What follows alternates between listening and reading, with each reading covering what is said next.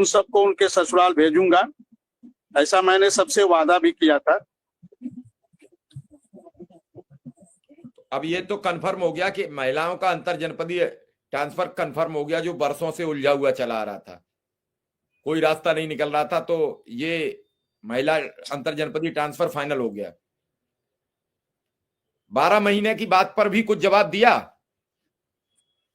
क्या सर?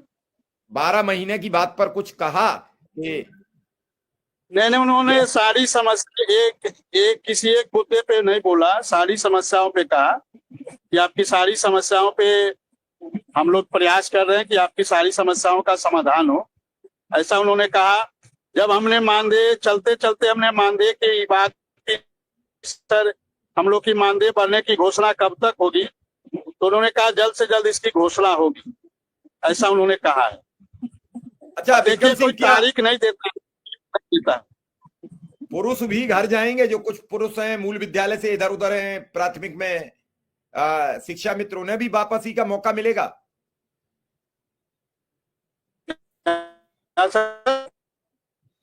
जो पुरुष शिक्षा मित्र हैं या अनुदेशक हैं, उन्हें भी मौका मिलेगा क्या इस टाइप का कुछ? विक्रम सिंह, विक्रम सिंह से बातचीत कट रही है। विक्रम सिंह इस समय सफर में है, मुलाकात करके मंत्री जी से घर वापस जा रहे हैं। चूंकि ठंड का मौसम है तो ठंड में हर व्यक्ति घर जाना चाहता है। अब ये कैसे मान लें वीके सिंह जी के विक्रम सिंह हमेशा झूठ बोलते हैं? कोई पैमाना हो तो बताना, हम भी समझ लेंगे। रही पैसे की बात, तो पैसे की ही मेन चीज है। जब तक पैसे नहीं बढ़ेंगे, सुशील जी मेडिकल भी मिलेगा, सब चीज मिलेंगी सब पर।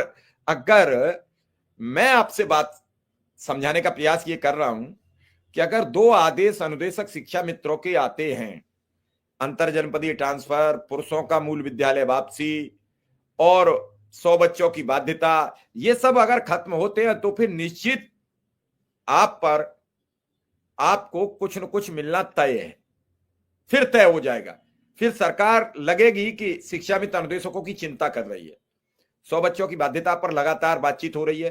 100 बच्चों को लेकर प्रमुख सचिव बेसिक शिक्षा ने भी यही कहा कि हम इस बाबत, और बेसिक शिक्षा की डीजी मैडम ने भी कहा, शिक्षा निदेशक ने भी यही कहा कि बेसिक शिक्षा में जो अनुदेशक कार्यरत हैं वो 100 बच्चों की बाध्यता के चलते उनका रोजगार नहीं जाएगा, क्योंकि रोजगार मिलता नहीं, और मिल जाए तो कोई छोड़ना नहीं चाहता है।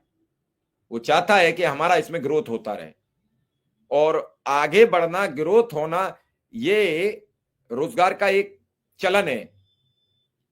आज जो झगड़ा हो रहा है, अगर यही 5-10% का इंक्रीजमेंट हर वर्ष रहा होता तो 70% तो 10% से ऑटोमेटिक अब तक बढ़ गया होता। 2017 में 10,000 किया और तब 10% हर साल इंक्रीजमेंट ऑटोमेटिक लगा होता। अनुदेशक का भी जैसे सबका 2 बार बढ़ जाता है, 4% दिवाली पे बढ़ जाता है, 4% न्यू ईयर पे बढ़ जाता है।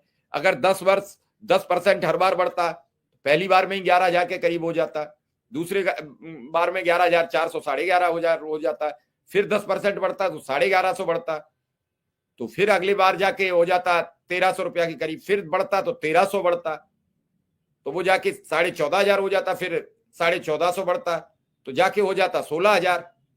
मतलब अब तक 7 वर्ष में 22 से 23,000 रुपया ऑटोमेटिक मानदेय हो जाता, जिससे न शिक्षा मित्र को उतनी दिक्कत आती। अगर 25-30,000 रुपया उसे मिल रहा होता तो लड़ाई हल्की होती, लेकिन 1 रुपया भी नहीं बढ़ रहा है 7 वर्षों में, तो वो परेशान हो गया है। मैं तो ये उनसे अनुरोध करूंगा कि बाबूजी के लगाया हुआ ये वृक्ष है, बाबूजी यानी कल्याण सिंह जी का, और कल्याण सिंह की जयंती है 5 जनवरी की। उस जयंती पर अपने बाबा को एक सफल श्रद्धांजलि देते हुए माननीय मुख्यमंत्री जी से बात कर ले, योगी आदित्यनाथ जी से, और बाबूजी के जयंती पर एक बड़ा ऐलान करा दें, और इस ऐलान में बोल दें कि अनुदेशक और शिक्षा मित्र की जो पैसे की मांग चली आ रही थी, उस मांग को पूरा कर दिया जाए।